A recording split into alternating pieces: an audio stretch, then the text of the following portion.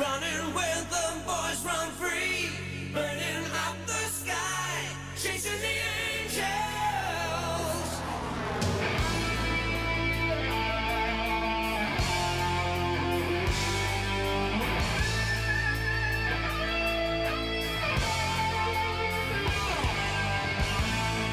Another restless night, that's when I hear those voices calling me to push the edge.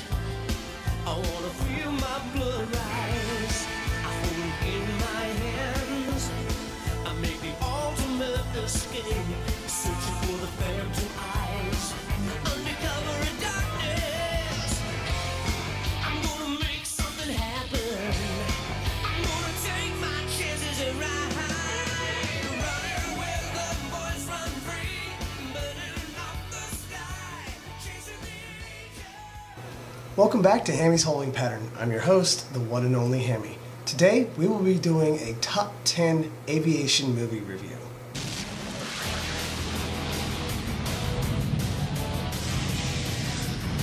Now, the criteria for this is simple.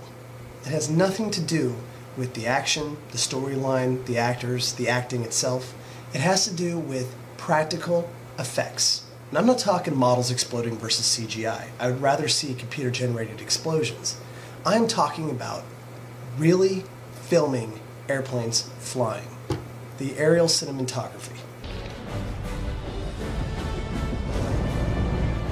Yes, that was a scene from Pearl Harbor, and I am aware the movie sucked, but the aerial cinematography was outstanding. So without any further delay, this is the top 10 movies with great aerial cinematography.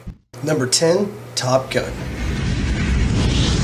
With its amazing director and support from the United States Navy, there was very little this movie could not accomplish. This was directed by Tony Scott, and he went so far as to have the actors actually put in these airplanes for a lot of these scenes, to the point where most of them got sick. They were actually flown by U.S. Navy fighter pilots, and according to the military aviators that I know, this was the first film to truly capture what it means to be a fighter pilot in the jet age. The speed, the adrenaline, the chaos, everything under control by the sheer talent, wit, and capabilities of America's fighter pilots. The cinematography was done by some of the best photographers in the world. This movie truly is a masterpiece of aerial cinematography. Number 9 is another childhood favorite of mine.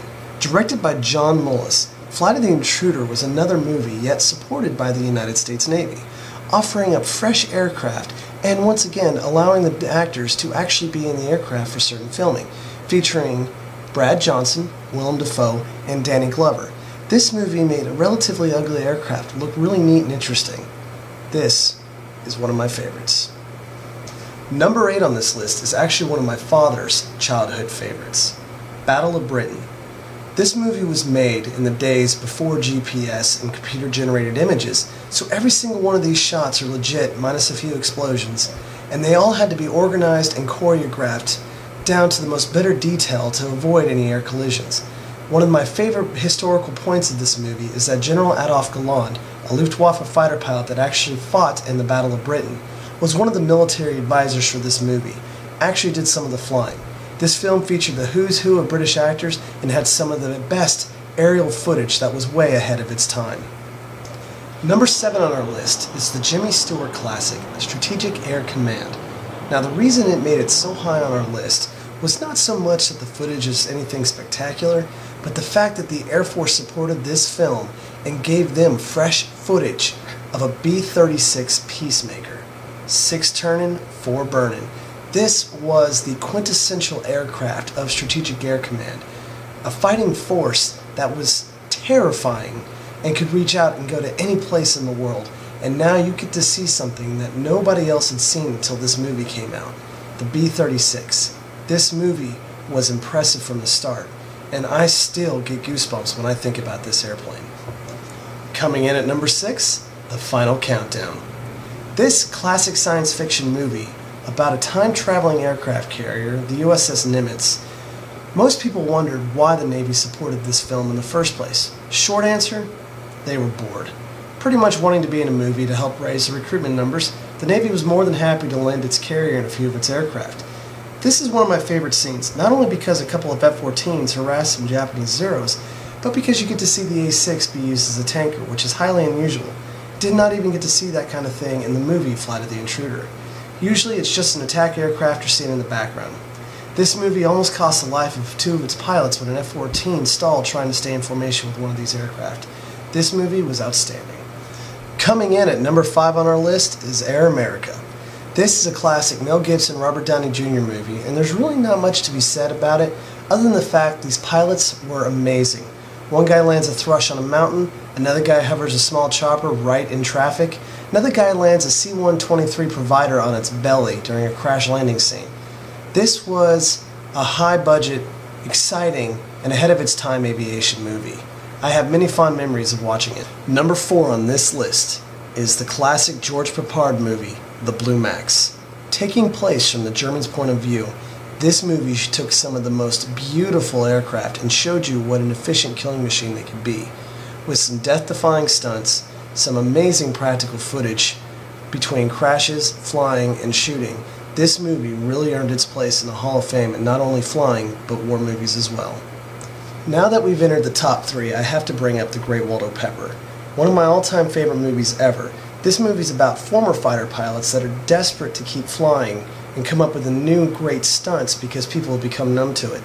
This is probably the only movie that's about the love of flying for the sake of the love of flying, and it comes through with its great aerial cinematography.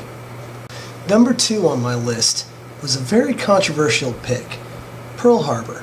Now I am fully aware of the historical errors in this movie. I am, so please do not send me hateful comments about that. I am judging this movie strictly on the aerial cinematography. That's what this list is about. And this movie is one of the best I have ever seen. With the slow motion P-40s, the Great Battle of Britain scenes, even the scenes where they faked taking those B-25s off of the carrier look real. This is very well done flying movie, and I had so much fun watching this movie in the theater with my father, despite the stupid love triangle scene, and how Pearl Harbor actually played a very small role in the movie. Look at that. So now we're down to the number 1 pick. This was very hard for me to decide. There were so many good ones out there, and so many movies that had so much of a better plot, so much of a better story, movies that pulled you in harder than this number 1 pick did. The plot to this one's actually kind of stupid. But I'm judging this list just on the footage, just on how they were able to capture the scenes in the movie, just how they were able to make you feel like you were actually there or watching it or seeing it in real life. So, my number 1 pick. I know, I'm rattling cages with my number 1 pick, Skyfighters, which was actually mistranslated. It was supposed to be Sky Knights. Anyway, this movie had a horrible plot, one-dimensional characters, and ridiculously bad voiceovers if you decided to watch it dubbed in English. But look at the footage, the cinematography. Not only do the shots look great, but you have to think about how they obtained this footage in the first place, what they had to do. This is some stellar formation work and some high-G maneuvers. They threw the actors in the cockpit for these scenes, and it comes through when you watch their faces, and when you listen to it in French, you can hear the grunts and the groans of their voices as they pull G's. This surpasses Top Gun. This surpasses Pearl Harbor. This footage is amazing, and I cannot wait until the French decide they want to do a sequel with this film, because I have had so much fun just watching this movie time and time again. So there you have it, my top 10 films for the best aerial cinematography. They may not be good movies, they may not have a good plot, they may be really stupid, but the footage, how they obtained it, and what they did to get it was exemplary, and that's what I cared about. I've had so much fun watching these movies, just sitting there daydreaming, putting myself into those movies, pretending I'm there. I think I'm going to go back and watch a few of these now that I've done this review. Thank you for watching, and as always, God bless America.